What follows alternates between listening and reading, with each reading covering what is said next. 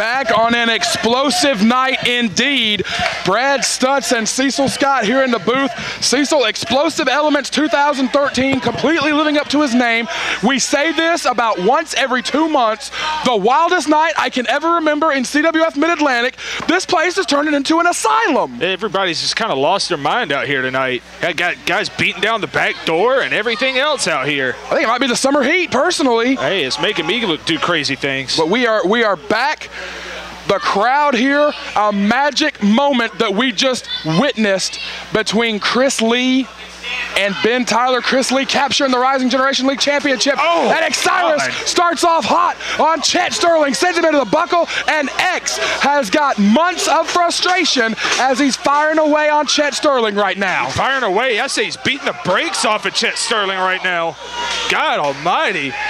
Gorgeous drop kick in the face for our fans that may not be familiar with the backstory. Chet Sterling made his first appearance at Battlecade, our anniversary event, at the end of 2011. In that match, he helped Xsiris retain the Mid-Atlantic Championship. Cover from X, only 2.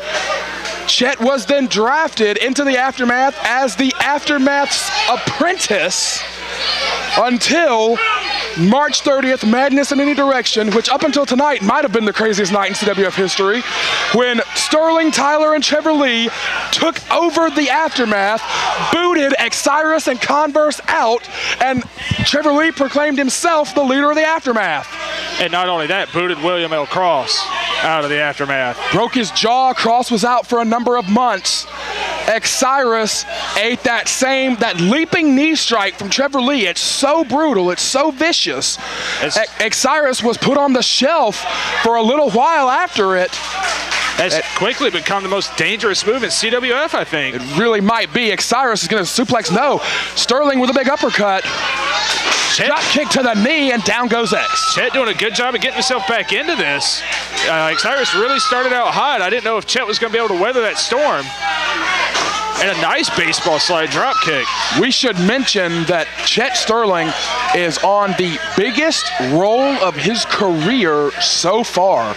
Back at the Boys and Girls Club fundraiser a few weeks back, he defeated former Mid-Atlantic champion Lee Valiant at the 350th CWF event, which is now available on demand at ondemand.cwf247.com. At the 350th event, Chet Sterling, the former apprentice of the Aftermath in that huge 6-man tag, Chet Sterling scored the pinfall in the main event of the 350th CWF Mid-Atlantic event. And Cecil Scott, you're someone that we know we clamor for respect. You clamor for recognition.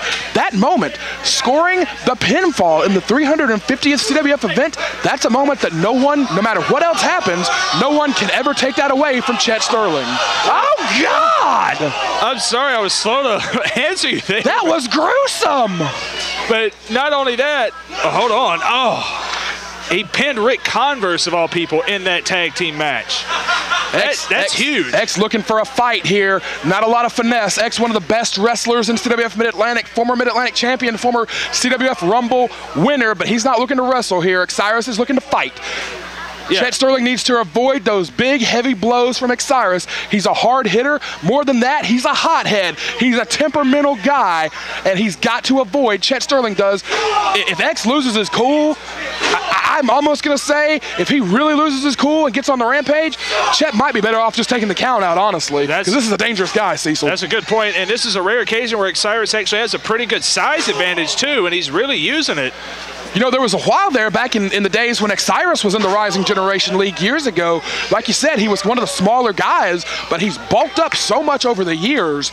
He's really put on size. He's moved up to the heavyweight division maybe as smoothly as any guy I've ever seen that started out as a junior heavyweight and moved up to heavyweight. Man, I agree with that. Actually, neck breaker. One of my very first matches in CWF was with Xsiris, and I would say he's a good 30 pounds lighter then, and this was in 2006. So this is a guy that's put on a lot of strength and a lot of muscle. Only 2. Xsiris back in CWF Mid-Atlantic. We last saw him back at Madness in Any Direction on March 30th. And I didn't know if we would see him again after that.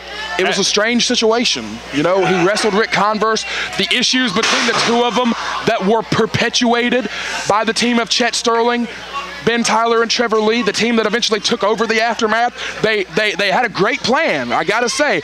They pitted the two of them against each other, Ric and X, the two captains of the team, and they had that pay-per-view match. And Ric Converse, oh, cover, heads up. This might be. No, it's not a cover. He's gonna keep going. No, Chet avoids it. Leg lariat, perfectly done. Great wherewithal by Chet Sterling. Cover, Chet Sterling could get another huge win here. Only two. You know, they had a great matchup, and Ric Converse came out on top. Ric Converse stuck his hand out to Xsiris, and that was the moment that Trevor Lee, Chet Sterling, and Ben Tyler hit the ring. We'll never know if Xsiris would have shook the hand of Ric Converse, but before the bout, Xsiris said, he stuck his hand out metaphorically, and he said to Ric Converse, come to Absolute Justice in 2 weeks and let's reform.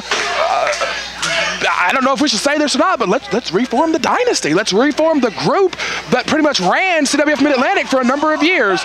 Kick to the inside of the thigh. Looked a little questionable. Richardson's going to allow it, Cecil. And Xsiris is back on offense. Oh, he's been on offense, I'd say, for 70% of this match. I mean, it's a case where his experience and his aggressiveness has really caught Chet off guard. And you got to think, the dynasty in a lot of ways was kind of like the prequel to the Aftermath. You know, it kind of splintered things off. Oh, Ben Tyler's back. Oh, gosh. Ben Tyler is back out here. And this might be what Chet needs. Just that distraction. Looks like it's going to be the DUI, the double underhook impaler. He's looking at Tyler. Oh, God, the knee strike. There it was. Suddenly, like a lightning strike. Trevor Lee with the knee strike. I don't think even Cross saw it. The referee didn't see it. And he beat him. Chet Sterling wins again. Trevor just bolted right past us. Trevor Lee is out.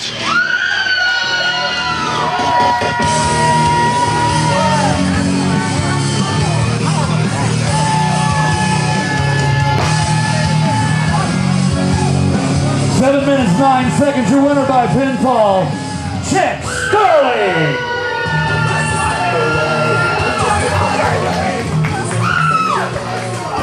Teach him to come back.